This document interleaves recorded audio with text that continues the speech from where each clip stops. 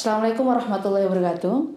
Selamat datang di podcast Ikatan Cendekia Muslim Indonesia yang bekerja sama dengan Majelis Musyarakah Masjid Istiqlal.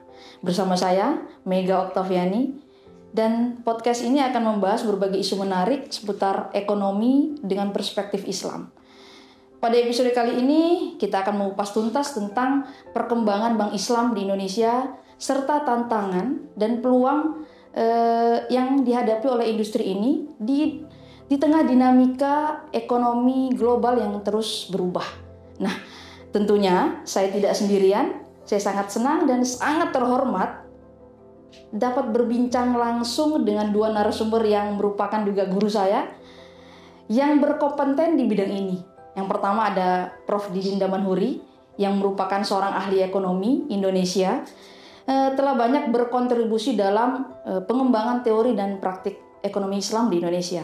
Dan yang kedua ada Prof. Uwais Amalia, seorang pakar memiliki pengalaman yang luas tentang pengembangan sistem keuangan syariah.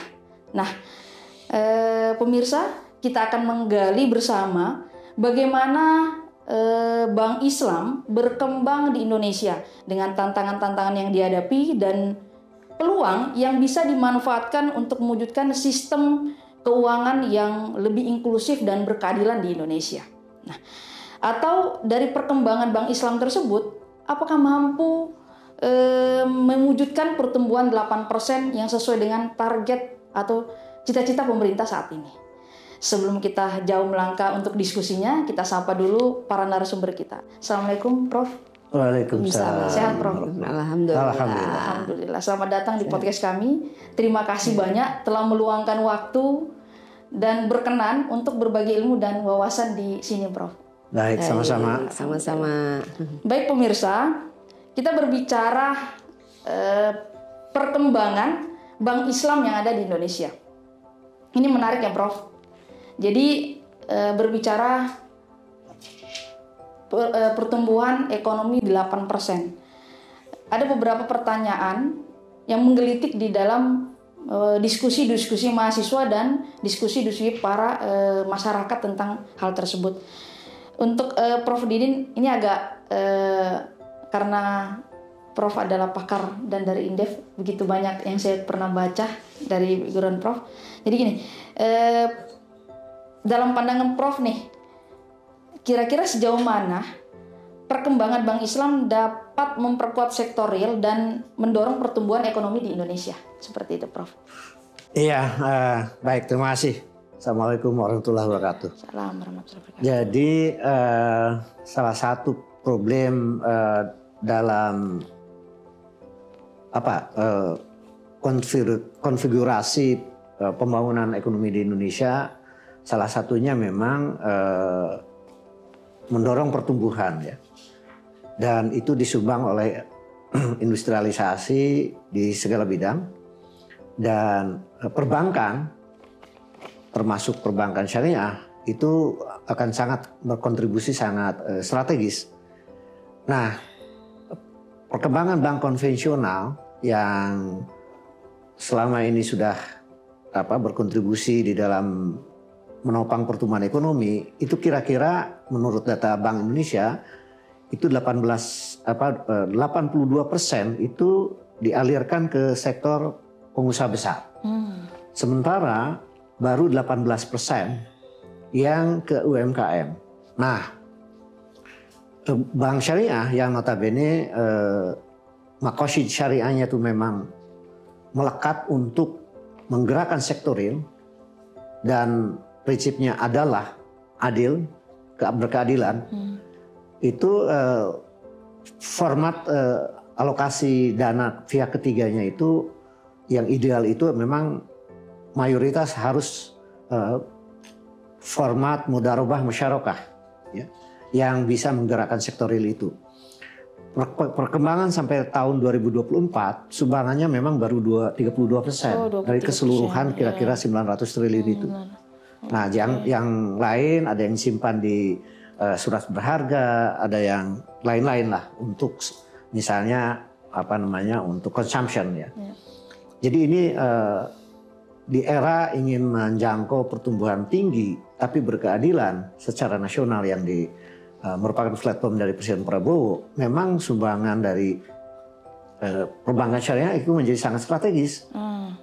Di samping kita dorong bank konvensional juga makin besar ya, dari sekitar sekarang ini maksimal 20% ke arah katakanlah 40% untuk UMKM, maka bank syariah yang baru 32% untuk musyarakah mudharabah selayaknya itu mengarah ke 60% kalau menurut saya.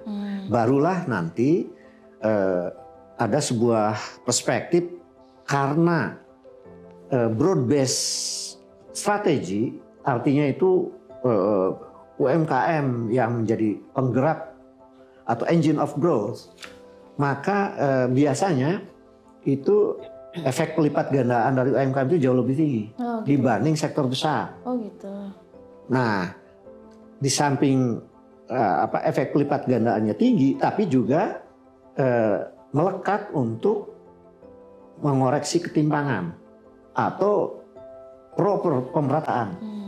Nah, jadi memang menurut saya ini para pengelola bank syariah itu memang harus didorong sekeras-kerasnya agar mendorong sekali lagi format yang musyarakah mudharabah yang memang ke arah penggerakan sektorial, terutama UMKM ya.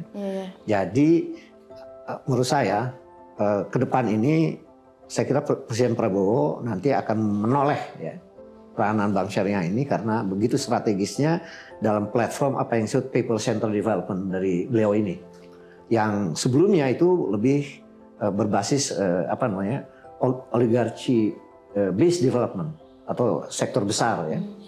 Nah, jadi menurut saya bahwa era 5 tahun ke depan memang ini bank syariah akan sangat strategis di dalam platform people centered development itu. Demikian. Menarik ya.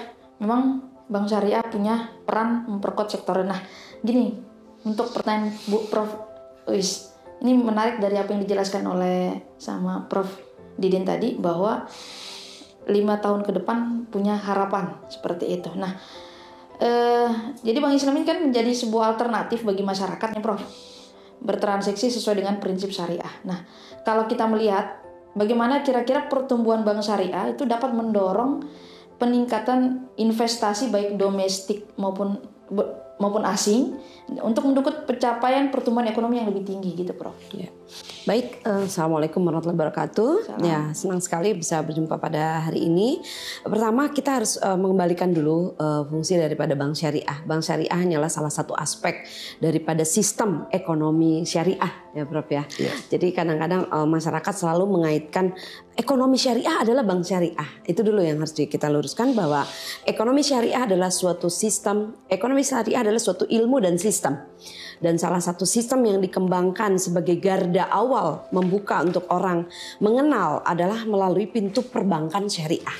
Dimulai dari pendirian Islamic Development Bank tahun 1976 yang kemudian mendorong setelah itu IDB mendorong semua negara, dan itu direspon oleh berbagai negara dengan pendirian bank syariah di dunia. Misalnya di Malaysia itu udah dari tahun 1984-85, di Filipina saja itu udah dari 1974.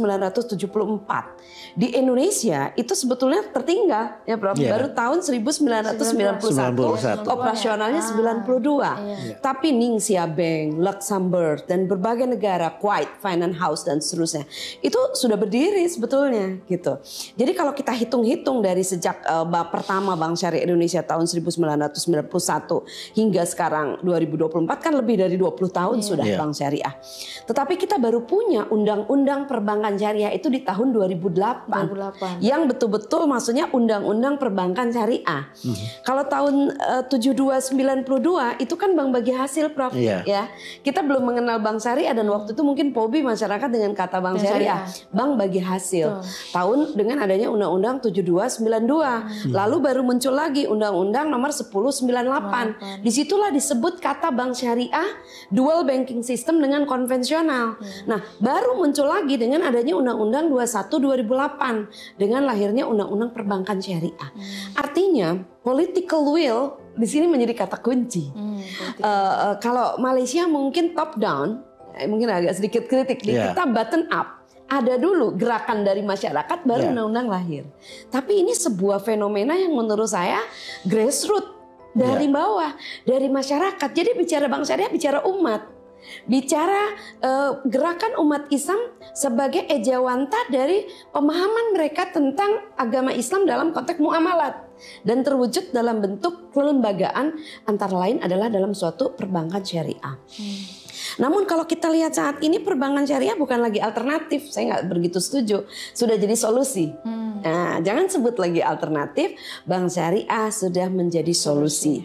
Tinggal tadi apa kata Prof. Didin, bagaimana bank syariah ini mengembalikan kepada fungsinya adalah sebagai intermediari, mempertemukan antara surplus spending unit kepada defisit spending unit, yaitu dari sohibul mal kepada mudharib. Kan sebetulnya posisi bank syariah itu adalah memberikan pembiayaan. Kalau di konvensional hutang kan, kalau di bank syariah istilahnya pembiayaan untuk siapa? Sektor yang membutuhkan, yaitu sektor kelompok para usaha produktif tadi. UKM ya, usaha kecil menengah. Kenapa usaha kecil menengah? Karena 98% skala usaha masyarakat Indonesia berada pada sektor usaha kecil tadi. Mengapa tadi Prof. Didin menyampaikan mesti fokus kepada yang 98% lebih, karena fenomena masyarakat kita berada pada skala usaha kecil mikro itu. Namun demikian tidak berarti kemudian sektor menengah dan besar kita tinggalkan. Tetap harus kita garap. Bahkan menurut saya Prof. Didin, bagaimana UKM-UKM ini tumbuh menjadi manufaktur. Kalau kita lihat di negara lain, bukan UKM yang kecil-kecil, tapi bagaimana UKM ini perlu ada suatu perusahaan besar yang mengajak UKM ini untuk mereka lebih produktif. Dan mengapa tadi pembiayaan yang diberikan pada bank syariah tidak melulu kepada aspek konsumtif. Selama ini kan masih pada sektor konsumtif. Hampir 70% dengan akad murabahah atau bahasa kitanya adalah pembiayaan konsumtif. Kita harus berorientasi kepada pembiayaan sektor produktif. Bagaimana meningkatkan pembiayaan yang berbasis kepada produktif, antara lain mudharabah musyarakah, langsung kepada pembiayaan menumbuhkan sektor UKM tadi untuk mereka berada bergandengan tangan dengan usaha besar, sehingga ini menjadi manufaktur. Kalau kita mau masuk, apalagi dengan target Indonesia, Presiden Prabowo dengan sangat optimis pada 8%, menurut saya ini harus mendorong sektor usaha kecil mikro pada level manufaktur. Pada level yang besar, mendukung, mereka tetap UKM tapi mendukung perusahaan besar, dan di situ ada kemitraan. Mungkin kalau dulu plasma inti kadang-kadang oligarki menekan yang bawah, tapi kemitraan. Bahasa di syariah tuh kemitraan antara pengusaha besar dengan pengusaha kecil. Bagaimana pengusaha kecil naik kelas? Jadi UKM itu jadi usaha kecil miliaran. Jangan usaha kecil mikro, usaha kecil miliaran, sehingga mereka naik kelas bergandengan tangan dengan usaha besar, mereka jadi manufaktur sehingga mereka bisa kualitas ekspor. Dan bukan hanya permodalan, tapi juga bagaimana bank syariah ikut mendampingi, memfasilitasi, termasuk sertifikasi halalnya. Ya, dengan sertifikasi halalnya kan harus ada menimbulkan value added dan memiliki comparative advantage, sehingga mereka memiliki kualitas ekspor, dan bagaimana mereka bisa didampingi untuk packagingnya, ya kan? Kemudian bagaimana mereka pada kelas-kelas usaha yang kemudian bisa produknya itu kompetitif, baik di level nasional maupun di level internasional. Itu saya kira sangat menarik nih yang dijelaskan oleh Prof. Wis tadi, rentetan perkembangan Bank Islam sampai pada UMKM. Nah gini Prof, dari yang didiskusikan sama Prof. Wis tadi, ada sedikit pertanyaan lagi untuk Prof. Didin, bahwa apakah sektor yang dijelaskan tadi sama Prof. Wis ini mampu memberikan dampak yang signifikan terhadap pengangguran, ketimpangan ekonomi, dan mempercepat distribusi kesejahteraan yang pada akhirnya kontribusi terhadap pertumbuhan ekonomi nasional gitu Prof? Apakah punya dampak signifikan? Jadi kalau skenario di mana UMKM ini masuk pada level industri, ya, apalagi ada program raksasa nanti itu, yang nama hilirisasi, yaitu sumber daya alam yang sekarang ini banyak kita ekspor ya, apakah itu nikel, batu bara, sawit dan lain-lain, nanti akan harus kita olah di dalam negeri. Betul. Itu program besar-besaran. Itu kira-kira ada belasan subsektor yang akan didorong oleh pemerintahan Prabowo.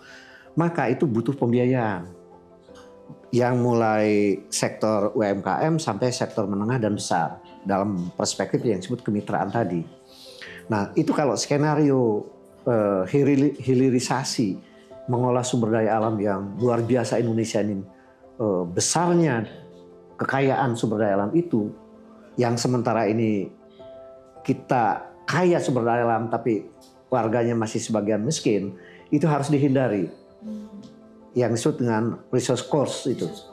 Nah, untuk naik nanti UMKM naik kelas dengan terlibat dalam hilirisasi itu, tapi kemudian bermitra, karena yang namanya hilirisasi itu kan ada tahap-tahapnya, tahap-tahap menjadi bahan komponen ya. Misalnya untuk jadi baterai dari nikel itu ada beberapa komponen hasil pengolahan dari nikel. Tapi sampai ke baterai itu ada beberapa sub yang itu menurut saya sarankan ke pemerintah itu harus dikerjakan oleh UMKM. Barulah nanti sampai ke baterai, sampai apakah mobil nasional, barulah itu sektor menengah, mobilnya sendiri sektor besar. Ya memang sudah sudah ada produksi mobil listrik yang sekarang ini dikuasai oleh China, Jepang, Korea, kemudian Eropa sama Amerika. Nanti itu kita harus paksa dengan lewat undang-undang mobil sekalipun itu diproduksi dengan sistem joint venture yang nanti harus ada alih teknologi dan Indonesia harus ada merek sendiri mobil listrik. Nah, itu lalu baterainya jadi demikian juga. Apalagi yang komponen-komponen yang dihasilkan dari nikel itu contoh ya. Belum nanti bicara dengan sawit. Sawit ini kalau Malaysia itu sudah 126 turunan dari CPO itu. Kita kan yang mengenal hanya minyak goreng. Ya. Mereka tuh sampai pengharum mobil, kemudian energi dan sebagainya. Itu akan dihilirisasi dari sawit itu. Belum yang lain ya. Nah, jadi perspektif pembiayaan yang didorong dengan format yang lebih menggerakkan sektor produktif, yang kita sebut sebagai mudarabah musyarakah, itu memang para banker itu harus mendorong menjadi lebih dominan. Yang sekarang ini baru 32%, ke arah katakanlah menuju 60%. Dan untuk itu memang harus ada pelatihan bankir yang sensitif terhadap UMKM. Karena kalau mengalirkan ke sektor konsumtif itu jauh lebih mudah. Atau bahkan ke sektor yang sudah mapan, kayak sektor-sektor yang kita sebut sebagai konglomerat itu. Itu kan sudah mapan, jadi penyalurannya jauh lebih gampang. Tapi menyalurkan ke sektor-sektor yang UMKM, yang kita akan naik kelaskan itu membutuhkan sensitivitas sebagai bankir. Mereka tidak selalu bankable mereka itu sekarang ini. Nah, oleh karena itu pelatihan untuk naik kelas itu membutuhkan sekali lagi banker-banker syariah yang bisa mendampingi, bukan hanya menyalurkan dana, tapi mendampingi agar mereka tadi yang disebut kemampuan manufaktur, kemampuan mengolah yang sumber daya alam maupun nanti joint venture dengan sektor-sektor manufaktur non agro, non sumber daya alam. Jadi perspektifnya saya kira memang satu adalah bankir-bankir yang sensitif dengan UMKM, tapi juga bagaimana bankir-bankir ini mampu memahami perkembangan dinamika sektor menengah dan besar yang sudah mapan. Ya, apakah itu nanti sampai ke mobil listrik atau mobil yang konvensional yang masih diperlukan, atau bahkan mungkin nanti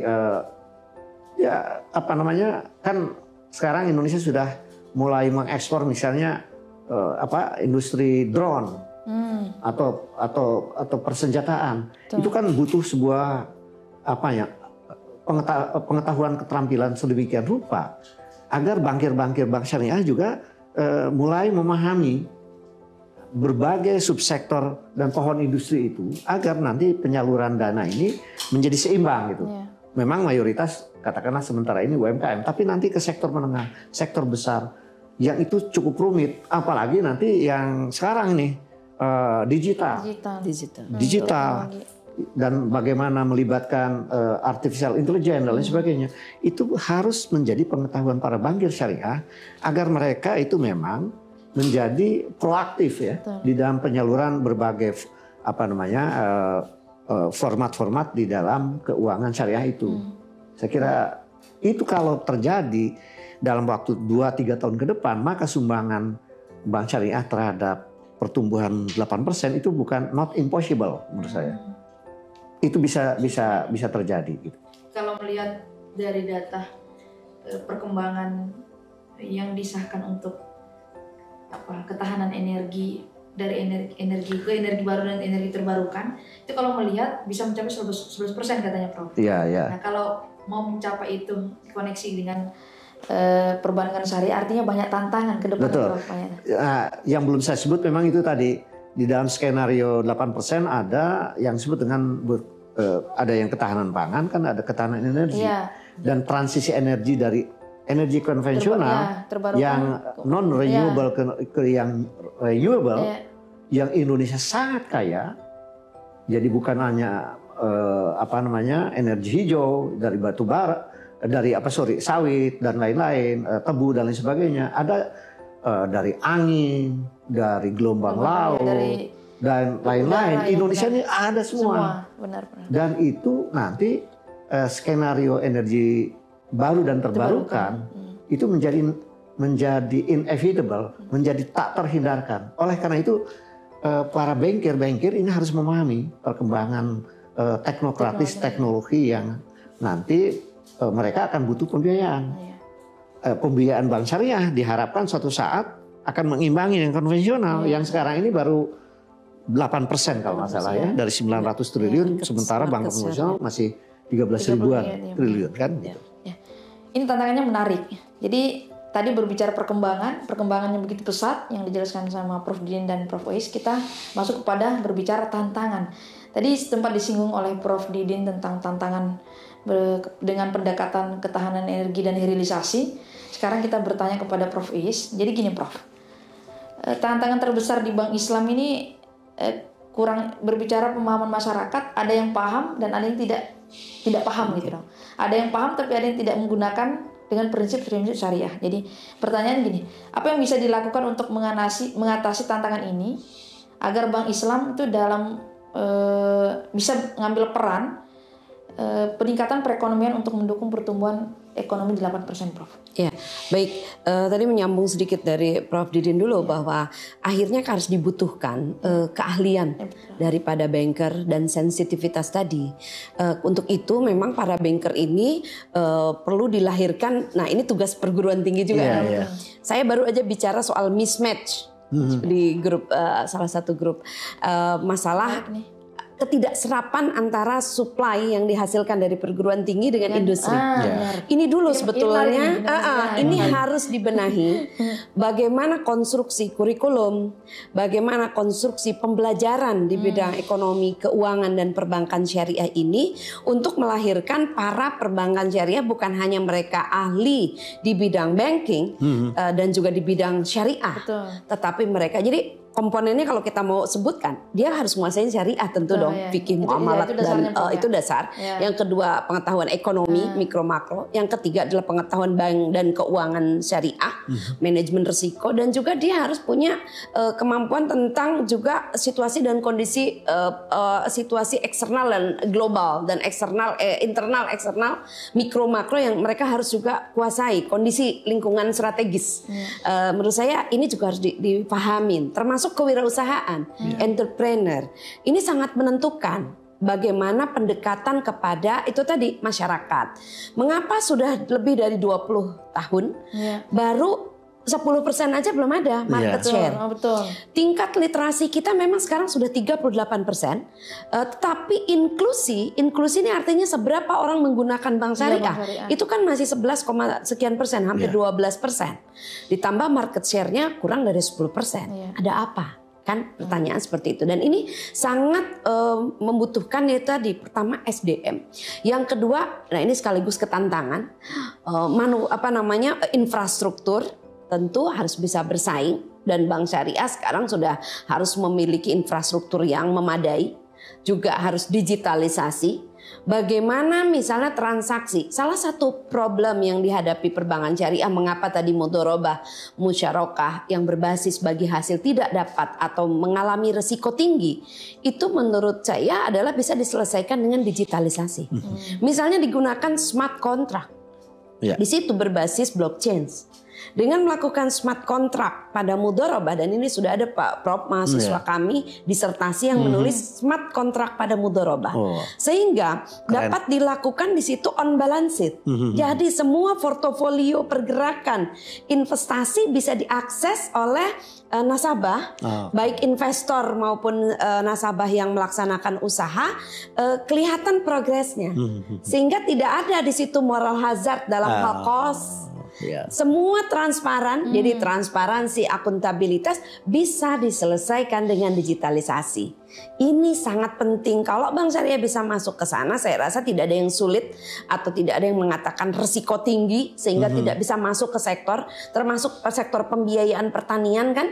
Bay'us salam sampai sekarang 0%. Belum ada bank syariah yang menggunakan misalnya akad bay'us salam, padahal sektor pertanian kalau sekarang kita dukung kebijakan dari presiden kita, ketahanan pangan, food estate, kemudian swasembada pangan, energi dan lain-lain, kan sektor-sektor yang membutuhkan, menurut saya digitalisasi menjadi sangat penting. Jadi sumber daya manusia, infrastruktur, digitalisasi, dan ditambah R&D, research and development, ini sangat penting untuk menghasilkan inovasi-inovasi produk yang customer base. Itu tadi kenapa market share kita masih rendah, mungkin belum sesuai dengan kebutuhan masyarakat. Tidak saja tentu tadi literasi kita naikkan dengan sosialisasi, dan mungkin metode sosialisasi kita mungkin kita hanya jualan produk, tidak mengeduket masyarakat. Yang perlu kita lakukan adalah mengedukasi pada masyarakat apa karakteristik daripada perbankan yang berbeda dari konvensional dan benefit yang merupakan keunggulan daripada bank syariah dibanding dengan konvensional. Edukasi kepada publik, pendekatan, metode yang perlu dilakukan ini sangat perlu untuk mungkin direformulasi sehingga tepat sasaran dan sampai kepada pemahaman orang, tidak saja hanya ini bedanya hanya sekedar akad. Tidak, tapi menghitungnya seperti apa, sehingga margin yang ada dengan tingkat suku bunga di konvensional, kalau di syariah margin pada murabahah atau profit sharing pada mudharabah dan musyarakah bisa difahami dengan baik. Dan bagaimana penyelesaian di bank syariah tentu tidak seperti dilakukan pada konvensional, manakala terjadi wan prestasi atau macet. Kan ini berbeda, jadi ada pendekatan berbeda, ada karakteristik yang berbeda, sehingga masyarakat di literasi bukan hanya sekedar mempromosikan, tetapi mengedukasi sehingga masyarakat betul-betul memiliki pemahaman yang baik dan komprehensif tentang ekonomi syariah atau perbankan syariah adalah bagian dari ekonomi syariah dan bagian dari keajaran Islam itu sendiri gitu. Sekaligus tidak menafikan kepada kebutuhan mereka di era modern seperti saat ini. Saya kira ini, Prof. Jadi kalau masyarakatnya harus paham dan tahu tentang ekonomi syariah atau bank Islam, artinya kan bank Islam itu sendiri harus siap. Nah, ini ada pertanyaan lagi Prof Din ini. Kalau bank Islam harus siap, kira-kira inovasi apa yang harus dilakukan oleh bank Islam untuk menarik lebih banyak nasabah dan menciptakan sebuah lapangan pekerjaan agar pertumbuhan ekonomi naik? Itu seperti apa kira-kira untuk persiapan bank Islamnya sendiri, Prof? Jadi saya kira ada beberapa level ya, yang tidak kalah pentingnya juga di level elitnya juga, makro. Jadi salah satu kelemahan dari yang konvensional sekarang ini, mutakhir ini, justru perputaran uang ya itu sangat besar ya dibanding dengan sektor real. Jadi bubble. Dunia dan nasional kita ini bubble.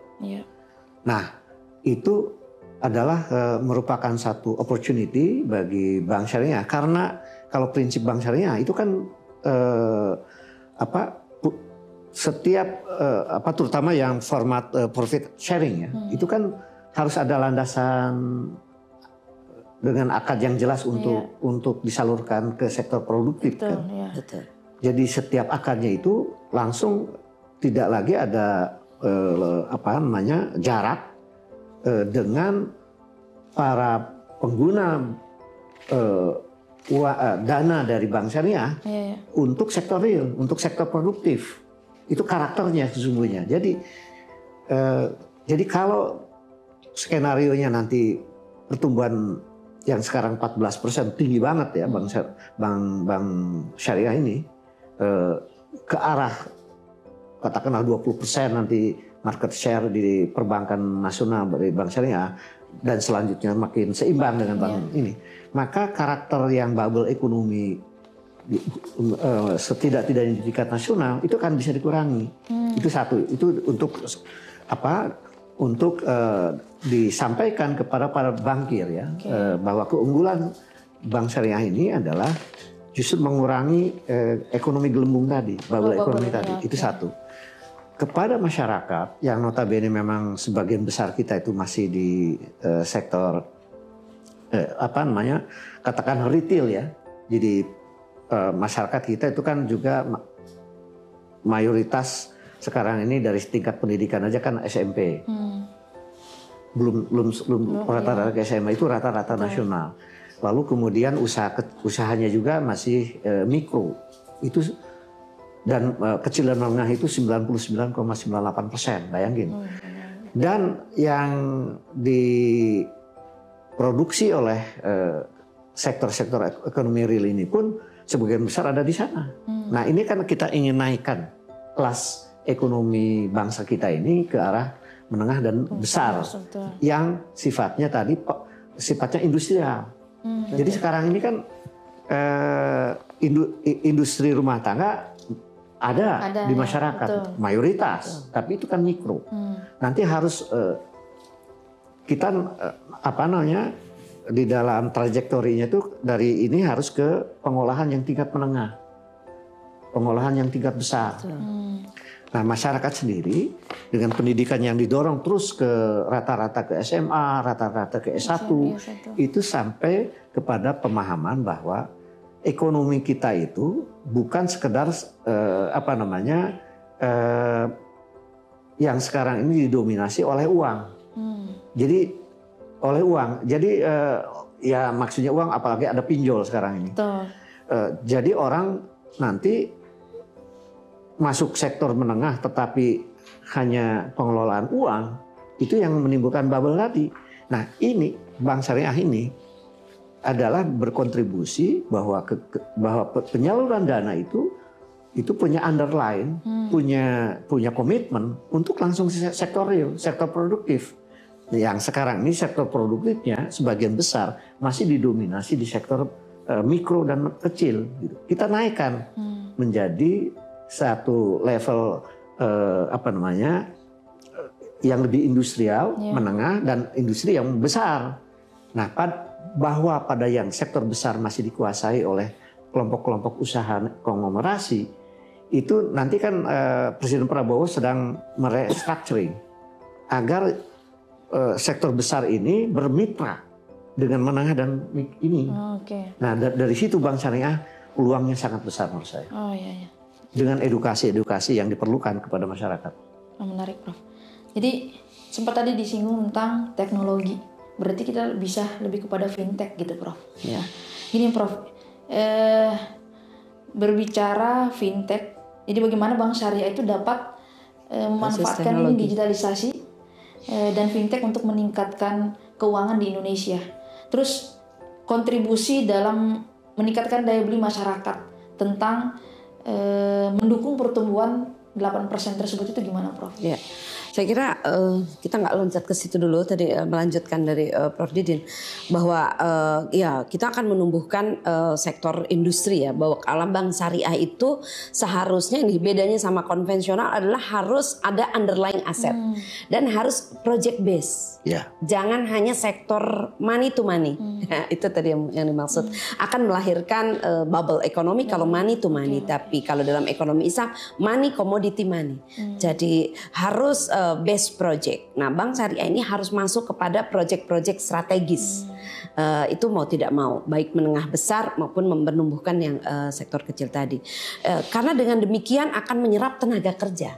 Jadi bagaimana tadi problem pengangguran, problem kemiskinan itu harus bisa diselesaikan dengan kehadiran adanya lembaga keuangan yang berbasis kepada sektor usaha produktif tadi atau project base. Dan dengan adanya kemitraan usaha besar, menengah dan usaha kecil itu juga sekaligus akan mengangkat banyak tenaga kerja yang bisa terserap.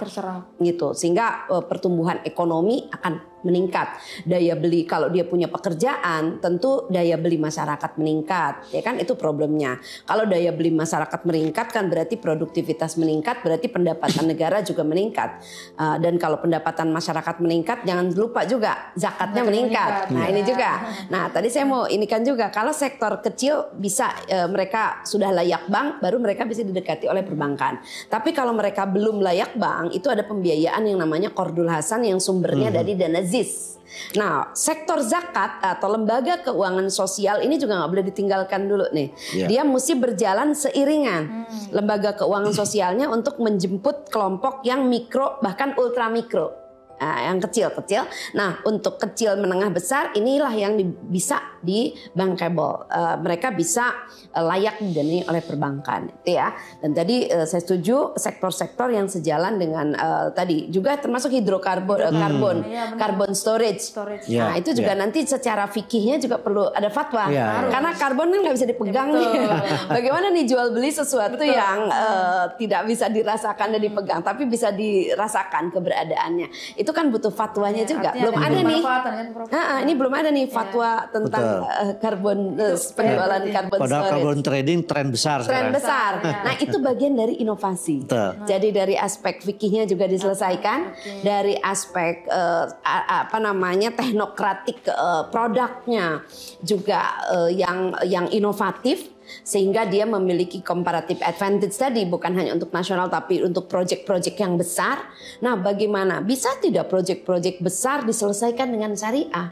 Harusnya bisa gitu, dan kita membutuhkan di luar bankernya konsultan-konsultan. Menurut saya bisa dilibatkan para ahli sehingga bisa tim. Di situ ahli syariah, ahli ekonomi, ahli finance untuk proyek-proyek yang katakan besar tadi, sehingga itu bisa mitigasi risikonya bisa dilakukan dengan baik. Di samping tadi dukungan teknologi. Jadi kalau masuk nanti kemudian teknologi itu kita masuk digital banking, fintech itu satu terma lain sendiri nih. Ada bahasan nanti sendiri kalau kita mau bicara fintech. Iya, karena kalau fintech itu sekarang kan menjadi entitas bisnis sendiri. Artinya kalau kita bicara fintech, financial technology adalah lembaga keuangan yang berbasis teknologi informasi. Kalau syariah berarti berbasis syariah. Nah, yang diperlukan sekarang adalah digitalisasi banking, gitu. Jadi digitalisasi banking gitu. Karena akan berbeda dengan fintech. Bank harus memang memperkuat teknologi informasinya tadi, itu digital ya. Terus apa tadi untuk mendukung dengan adanya digitalisasi berarti aksesibilitas. Oh ya, saya mau bilang aksesibilitas membuat inklusi akan naik. Karena masyarakat yang berada di remote area, berada di wilayah pedalaman, kalau banking nggak usah pakai, kan sekarang nggak perlu cabang, branchless banking, nggak perlu cabang-cabang, hanya dengan menggunakan platform. Bagaimana handphone sendiri bisa menjadi alat untuk mereka bertransaksi. Nah, kalau bisa sampai ke level yang paling pelosok, di sana rata-rata mart-mart sudah banyak. Nah, bagaimana bank syariah bisa dijangkau, diakses oleh kelompok masyarakat yang berada pada wilayah yang jauh dari bank, dalam pengertian bank fisik ya, itu bisa diselesaikan dengan digital bank. Nah, itu harus sampai ke pelosok daerah sehingga no left behind gitu loh. Nggak ada orang yang tidak terjangkau. Itulah inklusi. Ya. Dan itulah cara satu-satunya untuk menaikkan inklusi daripada bank syariah. Sehingga semua kelompok lapisan masyarakat bisa mengakses perbankan. Dan yang paling penting ya Prof ya, juga political will. Kita lupa nih. Betul. Kita menunggu kebijakan dari pemerintah baru. Mohon juga bank syariah, keuangan syariah dan ekonomi syariah di Indonesia mendapat dukungan yang kuat sehingga betul-betul bisa bersaing dengan negara-negara lain gitu. Itu Nah, menarik tuh, Prof. ini sangat penting. Politik ujungnya adalah political will. Menarik tuh. Saya ada pertanyaan sedikit buat Prof Didin terkait political will ini. Nih, melihat dari peluang bank Islam nih Prof, menarik lebih banyak investor internasional yang bisa dapat berkontribusi dalam pembiayaan proyek-proyek besar di Indonesia. Nah, bagaimana ini dapat mendorong pertumbuhan ekonomi? Iya, jadi memang problem bank syariah di tingkat domestik Indonesia itu nampaknya dari ada semacam dari mulai yang mikro sampai yang besar pun kita garap. Tetapi tentu saja di prioritas beberapa tahun ke depan, terutama yang mikro, menengah dan kecil dan menengah. Tetapi untuk sampai kepada bagaimana misalnya bank syariah membiayai, bayangkan investasi untuk pabrik baterai misalnya, itu kan membutuhkan skala ekonomi yang mungkin nilainya itu miliar dolar ya, atau triliunan.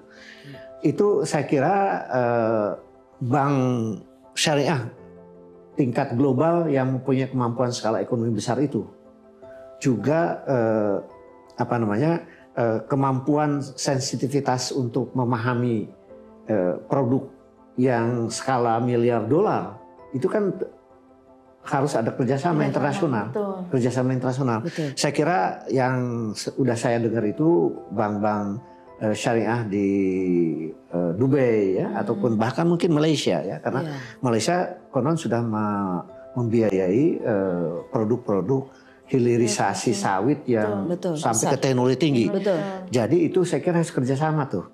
Bank-bank global, bank syariah global yang punya kemampuan ke sektor-sektor yang melayani investasi skala teknologi tinggi itu tersendiri saya kira.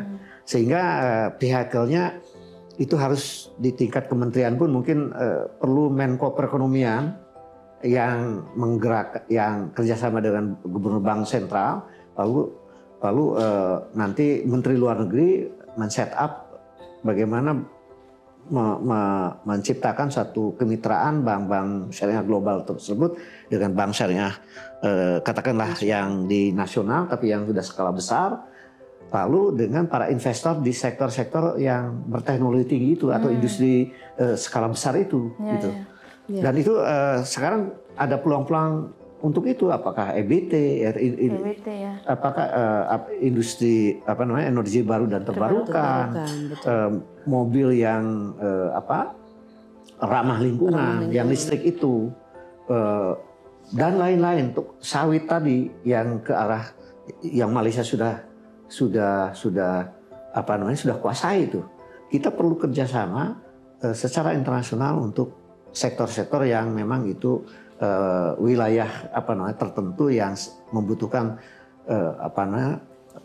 pembiayaan yang juga skala raksasa ya, dan teknologi tinggi. Itu saya kira juga tidak boleh kita abaikan. Nah, oleh karena itu kuncinya juga pemerintah Prabowo tentu saja harus menjadi pelindung atau bahkan dinamisator ya terhadap bank syariah ini agar menjadi bagian yang berkontribusi signifikan terhadap bangkitnya Indonesia sebagai negara industri tadi. Ya, saya mau nambahin sedikit supaya nggak lupa. Sedikit juga nih Prof, agak sedikit jangan dulu pertanyaan lain. Ke sini dulu. Kerjasama, saya mau memperkuat saja. Kerjasama betul itu antar Indonesia dengan negara lain, termasuk kita bagaimana menarik attract to investor ya. Bagaimana kenapa misalnya saya pernah penelitian di Inggris, Prof. Itu kenapa Timur Tengah berinvestasi justru di Inggris. Dan ada 6 bank syariah loh di sana, Prof. White Finance House, Britain Bank, Deloitte Bank. Dan investor-investornya dari Timur Tengah. Keren, ya? Kenapa ke sana? Gitu. Karena di sana regulasinya mendukung. Walaupun bukan di sana belum ada regulasi tersendiri bank syariah, tapi dibuka pintu itu sehingga bisa investasi syariah masuk ke sana. Nah, ini kan political will yang saya mau maksudkan tadi. Butuh kebijakan, dan dalam konteks political will kita juga berharap bagaimana kementerian kelembagaan yang terkait, Prof, itu punya concern kepada pengembangan skema syariah ini, ekonomi syariah juga dalam pengertian yang luas, apalagi juga dengan halalnya juga, gerakan halalnya, ekonomi, misalnya Kementerian Perekonomian UKM, bisa nggak ada yang menangani juga untuk pembiayaan dengan pola syariah, Kementerian Koperasi. Sampai saat ini belum ada misalnya deputi koperasi syariah, itu belum ada. Sementara koperasi syariah, apalagi sekarang juga ada gerakan 70.000 koperasi desa. Bisa nggak skema syariah juga masuk yang Prof kita diskusikan. Masuk skema koperasi syariah yang mana nanti menjadi mitranya bank syariah. Jadi bank syariah tidak masuk langsung kepada end user yang kecil tadi, tapi masuknya lewat koperasi-koperasi desa. Karena masyarakat nggak punya jaminan, tapi koperasi-koperasi ini bisa sebagai garantor, sebagai penjamin-penjamin, sehingga ini mendukung tadi pertumbuhan yang luar biasa ekonomi 8% saya kira bisa dicapai kalau itu bisa dilakukan secara sistematis, terstruktur, dan juga Kementerian Perekonomian, Kementerian Industri, apalagi juga sekarang ada Danantara. Ini kan untuk menggrab investasi yang besar, dan saya berharap ada yang menangani tim khusus di Danantara tersebut yang menangani syariah. Kalau ini karena ini 14.000 triliun loh, hampir berapa kita nggak tahu hitungnya ya. Nah, bagaimana syariah juga tetap dipikirkan masuk di sana, dan proyek-proyek berbasis tadi kepada sektor usaha yang renewable resources dan green economy bisa terdukung dengan dukungan daripada perbankan syariah itu. Ini menarik sebenarnya, tapi kita keterbatasan waktu, dan memang berbicara bank syariah atau bank Islam di Indonesia ini tidak akan pernah habis, sebab perkembangannya begitu cepat. Yang tadinya 3 bank di merger, berkembangnya bisa 50 tahun, dipaksa menjadi 3 tahun, dan begitu luar biasanya sudah menjadi bank syariah yang keberapa ya, Prof, di dunia? Ya, sekarang keberapa? Sekarang lupa saya. Yang jelas lumayan. Kalau di SJEI kita nomor 2. Nomor 2. Ya. Kalau berdasarkan data The State Global Islamic Economy Index, nomor 1 adalah masih Malaysia. Nah, ini kita penduduknya lebih banyak dong. Penduduk Muslim terbanyak. Harusnya kita nomor 1. Indonesia, nomor 2 Arab Saudi, Indonesia nomor 3. Tapi itu hebat karena kita BSI baru 4 tahun. Sudah melejit gitu. Ini sudah menjadi betul. Apa yang dijelaskan sama Prof Din dan Prof Is tadi itu merupakan dan itu salah satu political will adalah dengan membesarkan satu bank syariah, tapi jangan hanya satu bank syariah. Kita nggak boleh sebut nama di volume ini, tetapi bagaimana membesarkan juga bank-bank syariah yang lain. Itu. Dan jangan di Indonesia, bisa buka di Dubai. Saat ini udah ada bank yang buka di Dubai, buka di Mekah Madinah. Yang masyarakat Muslim banyak tiap tahun haji umroh. Ya benar. Ya. Nah ini pertanyaan penutup nih, Prof, untuk Prof Didin. Melihat perkembangan bank Islam di Indonesia, apa kira-kira langkah konkret yang Prof sarankan agar bank syariah ini bisa lebih aktif berkontribusi dalam pencapaian target pertumbuhan 8% ini? Pertama tentu saja